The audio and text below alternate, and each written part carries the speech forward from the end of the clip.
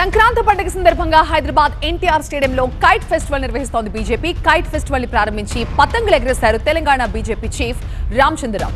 సంక్రాంతి అనేది రైతులతో ముడిపడిన పండుగ అన్నారు రామచంద్రరావు. తెలుగు రాష్ట్రాలతో పాటు తమిళనాడు, పంజాబ్ లో కూడా ఈ పండుగని చాలా వైభవంగా జరుపుకుంటారని చెప్పారు.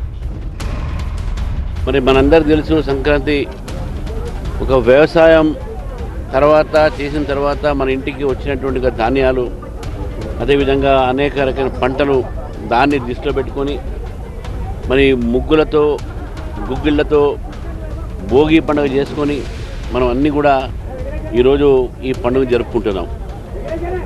ఇది వ్యవసాయంతో, రైతులతో ముడిపడినటువంటి ఒక పండుగగా మనం కూడా చూస్తూ ఉన్నాం. ఇంటికి వచ్చే కొత్త ధాన్యము, కొత్త బియ్యంతో పొంగలి, అదేవిధంగా బియ్యం వంటకాలు, చలికాలం కాబట్టి నువ్వులు, బెల్లము రెండుతో కలిపి వంటకాలు చేసేటటువంటి ఆన్వాయి మనం చూస్తూ ఉన్నాం.